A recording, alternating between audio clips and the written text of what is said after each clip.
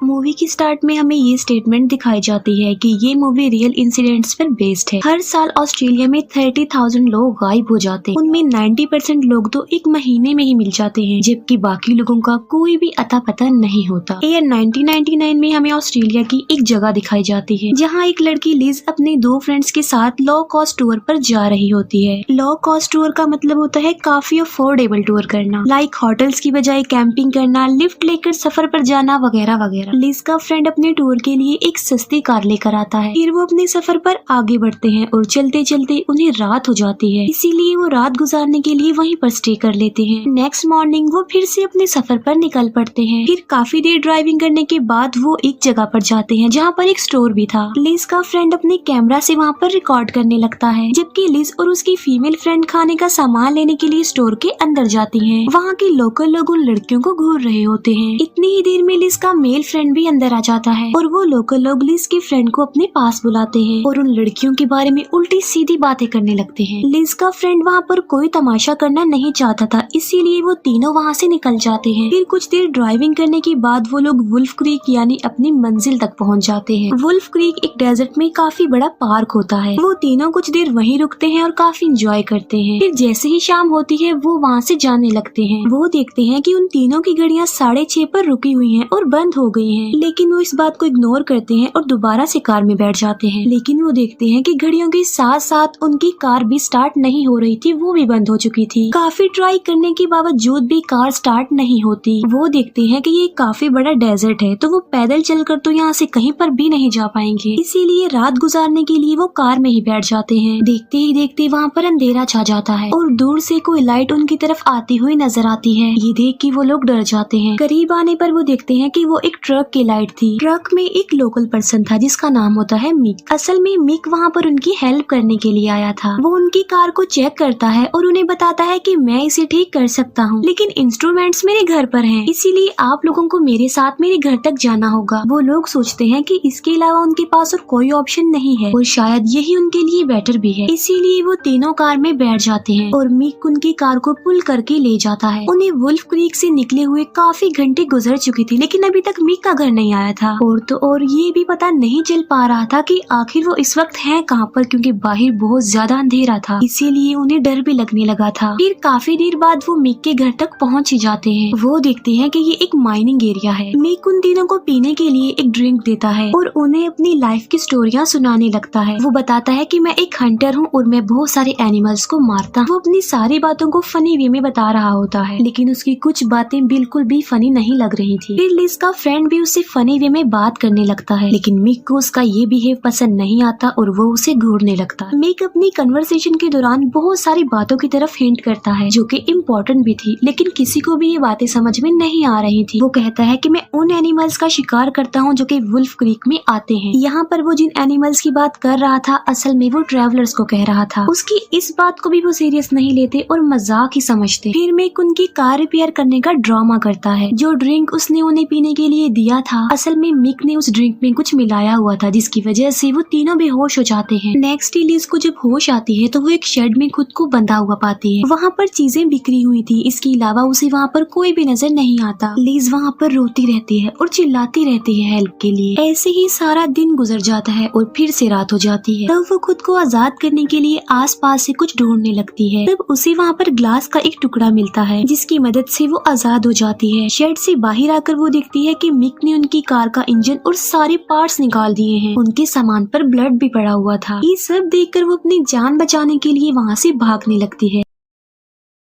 लेकिन तभी उसे अपने फीमेल फ्रेंड के चिल्लाने की आवाज सुनाई देती है। वो देखती है कि मिक एक दूसरी शेड में उसकी फ्रेंड को टॉर्चर कर रहा है। वहाँ पर और लड़कियों की भी डेड बॉडीज पड़ी हुई थी जो सारे ट्रेवलर्स थी, जिन्हें वो काफी दिन तक टॉर्चर करने के बाद फाइनली उन्हें जान से मार डालता है। अपनी फ्रेंड की जान बचाने के लिए लिज को एक आइडिया आता है। वो कार में आग लगा देती है और एक गैस सिलेंडर वहाँ पर फेंक देती है, जिससे वहाँ पर ब्लास्ट होता है और मिक वहाँ पर चेक करने के लिए आता है। मिक आग बुझाने लगता है। इतनी देर में लिज भी अपनी फ्रेंड के पास पास पहुंच जाती है, लेकिन इससे पहले कि वो अपनी फ्रेंड को आजाद कर पाती, मिक फिर से वहाँ पर आ जाता है। इसी दौरान लिज कहीं पर छुप जाती है और मिक फिर से लिज की फ्रेंड को टॉर्चर करने लगता है। मौके का फायदा उठाकर लिज उसकी गन उसी पर तान देती है और मिक अब लिज की तरफ बढ़ता है, लेकिन मिक उसे शूट कर देती है। गोली मिक की गर्दन को छूकर गुजर जाती है, जिससे वो मरता तो नहीं है लेकिन गिर जाता है और बेहोश हो जाता है। फिर लिज अपनी फ्रेंड को आजाद करके वहाँ से बाहर ले आती है। दोनों फ्रेंड्स मिक के ट्रक में बैठकर वहाँ से जाने लगती हैं, लेकिन मुसीबत की बात ये थी कि ट्रक में चाबी ही नहीं थी, इसीलिए लिज चाबी लेने के लिए अकेले ही अंदर जाती है। वो मिक की बॉडी को चेक करती है और उसे चाबी मिल जाती है, इसीलिए वो जल्दी से आकर ट्रक में बैठ जाती है। फिर ट्रक स्टार्ट करके वहाँ से निकलने लगती है, लेकिन तभी मिक गन लेकर उनके सामने आ जाता है और उन्हें शूट करने लगता है। मिक से बचने के लिए लिज ट्रक को उसके ऊपर ही चढ़ा देती है, जिससे उसे कुछ भी नहीं होता। फिर वो जल्दी से ट्रक को रिवर्स करके वहाँ से निकाल लेती है। वो वहाँ से निकल तो आती है, लेकिन वो रास्ता बिल्कुल भी नहीं जानती थी और तो और वहाँ पर अंधेरा था, जिसकी वजह से उसे कुछ भी नजर नहीं आ रहा था। उससे ज्यादा मुसीबत की बात ये कि मिक एक दूसरा ट्रक लेकर उनके पीछे पड़ जाता है। ये देखकर लिज तेजी से ट्रक चलाने लगती है और सडन वो खाई के बिल्कुल कॉर्नर तक आ जाती है, लेकिन बिल्कुल ठीक वक्त पर वो ब्रेक लगा लेती है और ट्रक बिल्कुल कॉर्नर पर रुक जाता है। फिर जान बचाने के लिए लिज को एक आइडिया आता है। वो ट्रक में से चाबी निकालते हैं और खाई की तरफ ट्रक को धकेल देते हैं और खुद भी वहीं पर छुप जाती हैं। मिक वहाँ पर पहुँचता है और वो देखता है कि ट्रक खाई में गिर गया है, लेकिन ये देखकर मिक को जरा भी सेटिस्फेक्शन नहीं होती, इसीलिए वो खुद नीचे चेक करने के लिए जाता है, जबकि लिज दूसरे ट्रक को लेकर निकलने का सोचती है, लेकिन उसमें भी चाबी नहीं थी। अब वो मुसीबत में फंस चुकी थी और उनके पास कोई ऑप्शन नहीं था। तब लिज वापस मिक की लोकेशन पर जाने का कहती है, क्योंकि वहाँ पर बहुत सारी गाड़ियाँ भी थी और उनकी चाबियाँ भी होंगी जिनकी मदद से वो भाग सकती हैं। इसीलिए वो दोबारा से माइनिंग एरिया में आ जाती है। लिज अपनी फ्रेंड को बाहर ही वेट करने के लिए बोलती है। वो अपनी फ्रेंड को कहती है कि अगर मैं 10 मिनट तक बाहर ना आई तो तुम यहाँ से भाग जाना। ये कहकर लिज अंदर जाती है और उसे वहाँ पर बहुत सारी गाड़ियाँ मिल जाती हैं। वहाँ पर ट्रैवलर्स का बहुत सारा सामान भी पड़ा हुआ था, जिन ट्रैवलर्स को मिक ने मार डाला। वहाँ पर बहुत सारी चीजें पड़ी हुई थी। लिज एक विक्टिम ट्रैवलर का कैमरा चेक करती है, जिससे वो ये जान पाती है कि मिक पहले सबकी हेल्प करने का ड्रामा करता है और बाद में उन्हें मार डालता है। वहीं पर लिज की मेल फ्रेंड का कैमरा भी पड़ा हुआ था और लिज अपने फ्रेंड का कैमरा भी चेक करती है। तब उसे पता चलता है कि मिक तो उन्हें तभी से फॉलो कर रहा था जब वो स्टोर में गए थे, क्योंकि जब लिज की फ्रेंड ने कैप्चर किया था तब उसमें मिक का ट्रक भी आ गया था। लिज जल्दी से दूसरी कार में बैठ जाती है और बारी बारी कीज ट्राई करने लगती है और एक चाबी उस कार में लग जाती है और कार स्टार्ट हो जाती है, लेकिन मिक भी उस ट्रक में बैठा हुआ था और वो लिज के पेट में चाकू को आर पार कर देता है। लिज फिर भी किसी तरह कार से बाहर आ जाती है। तब वो फिर से उस पर अटैक कर देता है और इस बार लिज अपना हाथ आगे कर देती है, जिससे उसकी उंगलियां कट जाती हैं। फिर मिक उसे पकड़ लेता है और चाकू उसकी स्पाइन में घुसा देता है, जिससे वो डिसेबल हो जाती है और अब वो चल नहीं सकती थी। 10 मिनट गुजर जाते हैं, लेकिन लिज बाहर नहीं आती तो उसकी फ्रेंड वहाँ से भाग जाती है। लिज की फ्रेंड भागती रहती है और सुबह होते ही वो मेन रोड तक पहुँच जाती है। उस रोड पर भी वो कंटिन्यूअसली भागती ही रहती है, लेकिन वहाँ से कोई भी नहीं गुजरता जो उसकी हेल्प कर सकता।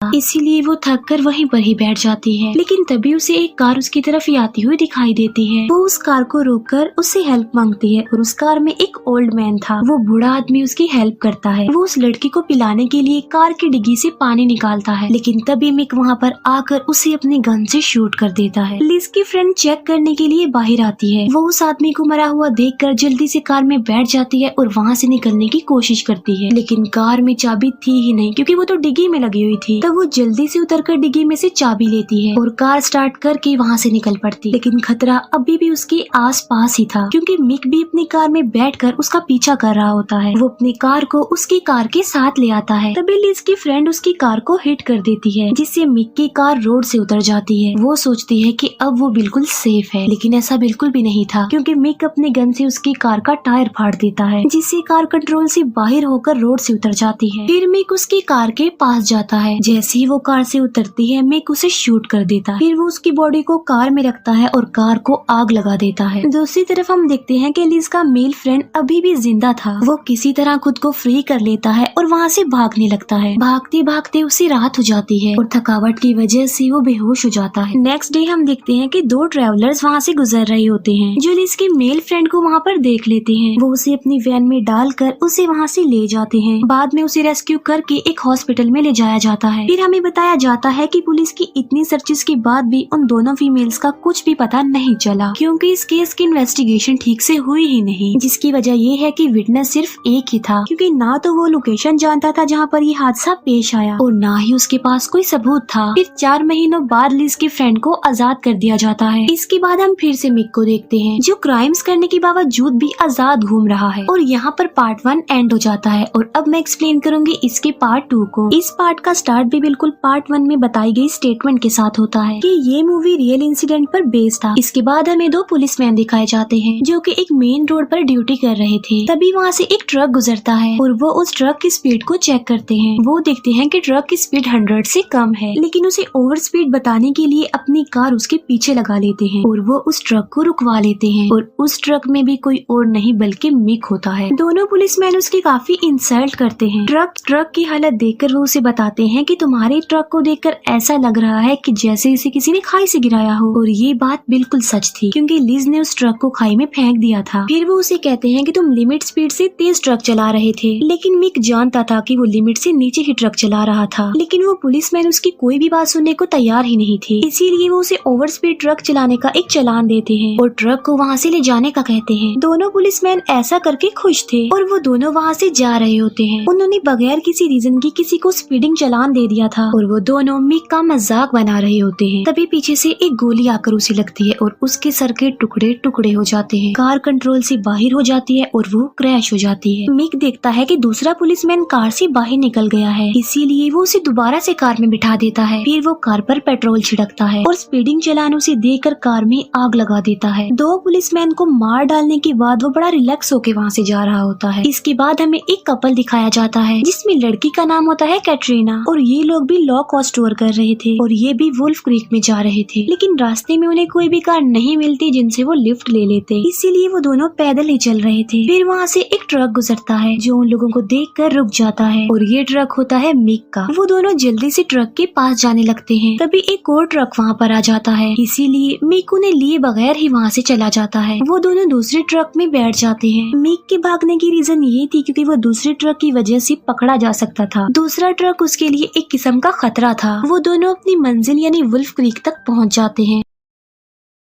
हमें दिखाया जाता है कि ये डेजर्ट हर चीज को खा रहा है। वो दोनों वहाँ पर काफी एंजॉय करने के बाद वहाँ से वापस जाने लगते हैं। अभी भी वो दोनों पैदल ही चल रहे थे क्योंकि कोई भी उन्हें लिफ्ट नहीं दे रहा था। चलते चलते उन्हें रात हो जाती है और टेंट लगाकर वो रात गुजारते हैं। मिक भी वहाँ से गुजरता है और उसे उनके टेंट से आती हुई लाइट दिखाई देती है। फिर मिक उनके पास जाता है और उन्हें कहता है कि यहाँ पर टेंट लगाने की परमिशन नहीं है और इससे आप लोगों को फाइन भी हो सकता है, मैं आपकी हेल्प कर दूंगा। वो कहता है कि मैं भी तो सिटी तक ही जा रहा हूँ तो मैं आपको ड्रॉप कर दूंगा। लेकिन कैटरीना का हस्बैंड इस बात के लिए इनकार कर देता है। वो कहता है कि नहीं, हम यहीं पर स्टे करेंगे और सुबह जाएंगे क्योंकि यहाँ पर हम कोई भी गलत काम नहीं कर रहे हैं। उसकी ये बात मिक को काफी बुरी लग जाती है, इसीलिए वो उसे पकड़कर एक चाकू से उसकी कमर में स्टैब करता है। ये देखकर कैटरीना भागकर अपने हस्बैंड के पास आ जाती है और मिक उसे भी पकड़ लेता है। वो कैटरीना के हाथ बांध देता है और उसे टॉर्चर भी करता है। कैटरीना का हस्बैंड उठकर मिक पर अटैक कर देता है, लेकिन कैटरीना के हस्बैंड की हालत काफी खराब थी और मिक उसे बहुत ज्यादा मारता है। फिर मिक अपना चाकू लेकर उसका सर ही धड़ से अलग करने लगता है। कैटरीना ये देखकर बुरी तरह घबरा जाती है। कैटरीना के हस्बैंड का सर धड़ से अलग करने के बाद वो कैटरीना को भी पकड़ लेता है और उसे बेहोश कर देता है। कैटरीना को जब होश आती है तो वो देखती है कि मिक उसके हस्बैंड के टुकड़े कर रहा है, इसीलिए वो बगैर कोई आवाज किए वहाँ से भाग जाती है। लेकिन किसी तरह मिक को उसके भागने का पता चल जाता है, इसीलिए वो ट्रक में बैठकर उसका पीछा करता है। कैटरीना वहाँ से भागती रहती है और उसे फंसाकर वो वहाँ से चली जाती है। फिर हमें अमेरिकन ट्रैवलर दिखाया जाता है जिसका नाम होता है पाउल। पाउल भी उसी मेन रोड पर ही जा रहा था। अचानक से कैटरीना उसके सामने आ जाती है और उससे हेल्प मांगी। एक वक्त पर पाउल ब्रेक लगा लेता है। कैटरीना की ऐसी हालत देखकर वो जल्दी से उसे अपनी कार में बैठा लेता है, लेकिन कुछ सोचने समझने से पहले ही मिक अपना ट्रक लेकर पीछे से आ जाता है। कैटरीना उसे जल्दी से वहाँ से निकलने का बोलती, इसीलिए पाउल कार भगाने लगता है। मिक उनकी कार को हिट भी करता है। वो उनकी कार के साथ अपना ट्रक ले आता है, उन्हें अपना नाइफ दिखाकर डराने की कोशिश करता है। किसी तरह वो मिक से बचते बचाते आगे आ जाते हैं, लेकिन आगे आकर वो देखते हैं कि रास्ता ब्लॉक्ड है। इसी वजह से मजबूरन उन्हें ब्रेक लगानी पड़ती है। इतनी देर में मिक अपनी गन निकालकर उनकी तरफ शूट करता है। गोली से बचने के लिए पाउल जल्दी से नीचे झुक जाता है। पाउल तो बच जाता है, लेकिन वो देखता है कि वो गोली कैटरीना के फेस के आर पार हो गई है। कैटरीना को मरा हुआ देखकर वो जल्दी से कार को घुमाता है और वहाँ से भागने लगता है। मिक फिर से उस पर फायरिंग करता है, लेकिन एक बार फिर से पाउल झुककर बच जाता है। काफी दूर आने के बाद पाउल एक जगह पर कार को रोक देता है। फिर वो कैटरीना की डेड बॉडी को बाहर निकाल कर रख देता है और उसे अफसोस होता है कि वो उस लड़की की जान नहीं बचा पाया। वो कार में बैठकर रोड को ढूंढने लगता है। काफी देर ड्राइविंग करने के बाद उसे फाइनली रोड मिल जाता है। वो मेन रोड पर चढ़ जाता है, लेकिन उसे रास्ता मालूम नहीं था। वो कार रोककर मैप देखता है, लेकिन उसे रियलाइज होता है कि एक कार उसकी तरफ ही आ रही है। वो कार को रोककर उससे हेल्प मांगने की कोशिश करता है, लेकिन वो कार नहीं रुकती और चली जाती है। फिर पाउल एक ट्रक को वहाँ पर आते हुए देखता है, लेकिन वो ट्रक कुछ दूरी पर ही रुक जाता है। पाउल देखता है कि उस ट्रक में कोई और नहीं बल्कि मिक ही है, इसीलिए वो जल्दी से अपनी कार में बैठकर वहाँ से भागने लगता, लेकिन मिक भी उसके पीछे पड़ गया था। मिक उसकी कार को हिट भी करता है, लेकिन पाउल कार पर अपना कंट्रोल रखता है। फिर पाउल अपनी कार को जिगजैग चलाने लगता है ताकि मिक उसको हिट ना करे। उनके सामने बहुत सारे कैंगरूज आ जाते हैं। पाउल तो उन कैंगरूज को बचाते बचाते आगे बढ़ जाता है, लेकिन मिक उन सबको कुचल देता है। और मुसीबत की बात ये थी कि पेट्रोल भी खत्म हो रहा था। मिक से बचते हुए पाउल काफी आगे आ जाता है और वो सोचता है कि अब वो बिल्कुल ठीक है, लेकिन किस्मत उसका साथ नहीं दे रही थी और उसका टायर फट जाता है। लेकिन तभी उसकी कार का एक टायर फट जाता है। उसकी कार एक डेड एंड पर जाकर रुकती है। मिक अपने ट्रक से उसकी कार को हिट करता है और उसकी कार को खाई में फेंक देता है। कार नीचे गिर जाती है, लेकिन पाउल बच जाता है। मिक को चिढ़ाने के लिए पाउल चिल्लाता है और वो देखता है कि मिक अपना ट्रक भी नीचे फेंक रहा है। ट्रक उसकी कार से टकराता है और ब्लास्ट हो जाता है,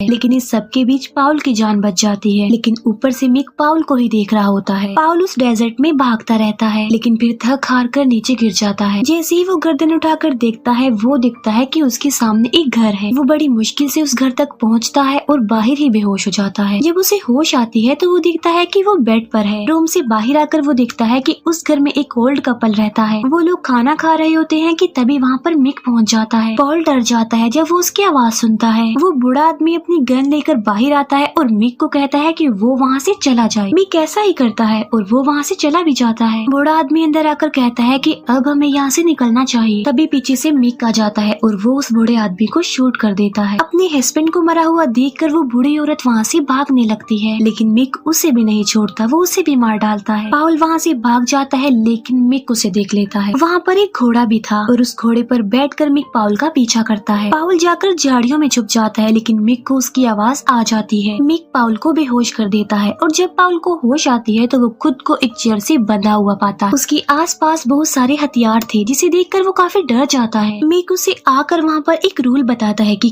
कभी भी किसी के लिए कार को मत रोकना, लेकिन पाउल ने ऐसा नहीं किया क्योंकि उसने कैटरीना के लिए कार रोकी थी और मिक उसे ऐसा करने की पनिशमेंट दे रहा था। मिक यहाँ पर भी फनी बनने की कोशिश करता है और वो पाउल को जोक सुनाने लगता है। मिक पाउल को कहता है कि मैं ऑस्ट्रेलिया की हिस्ट्री के बारे में तुमसे 10 क्वेश्चन करूंगा। अगर तुमने 5 क्वेश्चंस के आंसर बिल्कुल ठीक दिए तो मैं तुम्हें छोड़ दूंगा। अब क्योंकि पाउल हिस्ट्री का ही स्टूडेंट था तो वो ये सुनकर खुश हो जाता है, लेकिन तभी मिक एक ग्राइंडर भी वहाँ पर ले आता है, जिस पर पाउल पूछता है कि ये तुम किस लिए लेकर आए हो। जिस पर मिक कहता है कि जब तुम गलत आंसर दोगे तो मैं तुम्हारी एक उंगली काट दूंगा। फिर मिक उससे क्वेश्चंस करने लगता है और पाउल सभी क्वेश्चंस के आंसर बिल्कुल ठीक देता है, लेकिन फिर भी मिक उसकी एक उंगली काट देता है क्योंकि उसकी इंटेलिजेंस उसे पसंद नहीं आ रही थी। अगला क्वेश्चन वो करता है कि ऑस्ट्रेलिया का सबसे बेस्ट क्रिकेटर कौन है, और इस क्वेश्चन में पाउल फंस जाता है। वो कहता है कि मैं क्रिकेट के बारे में कुछ नहीं जानता। मिक उसे हिंट देता कि उस क्रिकेटर का नाम इस अल्फाबेट से बनता है, लेकिन पाउल तब भी नहीं बता पाता। इसीलिए मिक उसकी दूसरी उंगली काटने लगता है। पाउल कहता है कि तुम मेरी इस हाथ की नहीं बल्कि दूसरी हाथ की उंगली काट दो। मिक उसकी बात मानकर ऐसा ही करता है। वो उसकी दूसरी हाथ की उंगली काटता है, लेकिन यहाँ पर पाउल ने जानबूझकर गलत आंसर किया था क्योंकि उसकी अलग अलग हाथों की 2 उंगलियां कटने से अब वो आजाद हो गया था। मिक ड्रिंक लेने जाता है। उसकी गैर मौजूदगी में पाउल एक हथौड़ा उठाकर अपने पास रख लेता है। मिक जब वापस आता है तो पाउल उस पर अटैक कर देता है और फिर वो उस क्रिकेटर का नाम बता देता है। पाउल वहाँ से निकल जाता है, लेकिन उसे कोई रास्ता नहीं मिल रहा था क्योंकि वो एक भूल भुलैया जगह थी। वहाँ पर उसे बहुत सारे ट्रैवलर्स की डेड बॉडीज पड़ी मिलती हैं। उनमें से एक लड़की जिंदा थी जो उसका हाथ पकड़ लेती है। वो लड़की पाउल से हेल्प मांगती है और फिर किसी तरह पाउल एग्जिट तक पहुँच जाता है, लेकिन तभी मिक अपने डॉग्स उस पर छोड़ देता है और वो डॉग्स उसकी तरफ ही बढ़ रहे थे। एक कुत्ता ट्रैप में फंसने की वजह से मर जाता है। पाउल एक जगह पर छुप जाता है और जब उसके पास कोई आता है तो वो उसे धकेल कर उन ट्रैप्स पर फेंक देता है और वहाँ पर वो लड़की थी जो उससे हेल्प मांग रही थी। इतनी ही देर में मिक पीछे से आकर उसे पकड़ लेता है और उसे एक बार फिर से बेहोश कर देता है। इस बार पाउल को जब होश आता है तो वो खुद को एक टाउन के बिल्कुल बीच में पाता है, लेकिन उसने कपड़े नहीं पहने हुए थे। उसके हाथ में एक नोट भी था जिस पर लिखा हुआ था लूजर। यहाँ पर मिक ये मैसेज देना चाह रहा था कि जितने भी ऑस्ट्रेलिया से बाहर लोग हैं वो सब लूजर्स हैं। इसके बाद हमें कुछ स्टेटमेंट दिखाई जाती है जहाँ पर हमें ये बताया जाता है कि पाउल ने मिक के बारे में सब कुछ पुलिस को बता दिया था, लेकिन वुल्फ क्रीक में जितने भी मर्डर्स हुए पुलिस ने उन सब का रिस्पॉन्सिबल पाउल को ही बना दिया, जबकि ऐसा नहीं था। वो तो खुद विक्टिम था, बेकसूर था। इन्वेस्टिगेशन के दौरान पाउल मेंटली डिसेबल हो गया और अब पाउल एक मेंटल असाइलम में है। इसके बाद हमें फिर से मिक दिखाया जाता है जो इतने सारे मर्डर्स क्राइम्स करने के बाद अभी तक खुला ही घूम रहा है और यहाँ पर सेकंड पार्ट भी एंड हो जाता है।